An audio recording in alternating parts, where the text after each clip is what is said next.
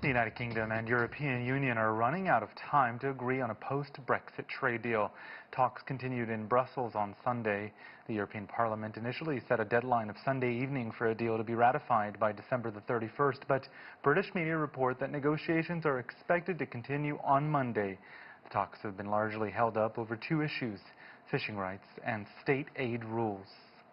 Well, for a closer look at Brexit talks, we're joined now by Kevin Matthews. He's an assistant professor at George Mason University. Kevin, thanks so much for joining us. First, can you summarize, if you can, both sides' position on those sticking points, fishing rights and what's being called a level playing field? Well, good to be with you. It really boils down to, as you say, those two issues. On the one hand, the UK is demanding that they have complete control over their waters, so that the fishing industry can be revived in the UK. This is really more symbolic than anything else. It only amounts to about 1% of the UK's GDP, but it's become something of a symbolic issue because Boris Johnson wants to show that he can establish sovereignty in a way that Brexiteers have said for years that they did not have under the EU. The other issue involves what's called a level playing field, and that is ensuring that in any future trading arrangements, the United Kingdom cannot undercut EU standards on environment, working rights, and things like that.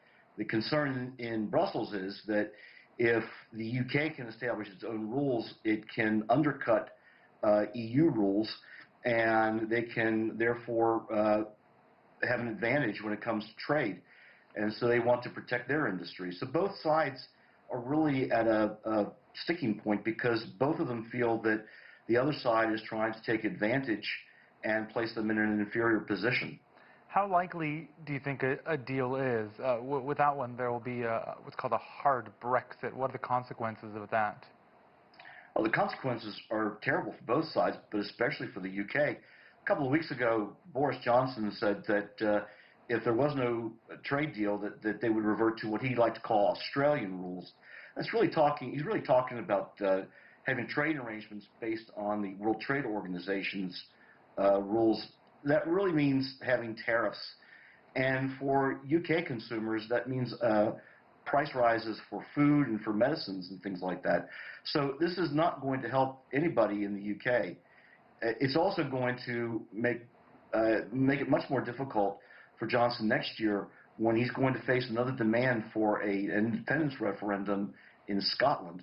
If the Scots feel that they could get a better deal by becoming an independent country and joining the EU, then you could see the breakup of the United Kingdom. For the Europeans, it's not going to be good, but they're a 27-member organization, so they're in a much better position than the UK is. Is Boris Johnson playing some sort of tactical game here, do you think, by allowing these talks to run up really until the very last minute? And if so, what does he potentially gain or lose? Sorry. Oh, well, it's all political with Boris. He's taken his position on fishing rights because a lot of those constituencies were once solidly Labour constituencies, which he won in a general election last December on a promise that he would get Brexit done and that he had, to use his own words, an oven-ready trade deal. He had nothing of the sort. And so he's trying to fudge an agreement where it looks as if he's kept his promises while he can maintain some kind of a trading relationship with the EU. And what he's finding is he can't have it that way. Johnson famously said that with Brexit, the British would have their cake and eat it. And what the British are finding is they're not going to have their cake, and they're certainly not going to have anything to eat.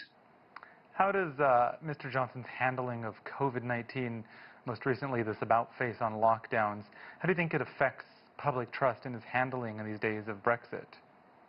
Well, it shows that Johnson was very good as a campaigner, but not very good at governing. What your reporters were talking about earlier drives home the point. The situation in the UK this weekend has been, to use a British word, nothing less than shambolic. You had these massive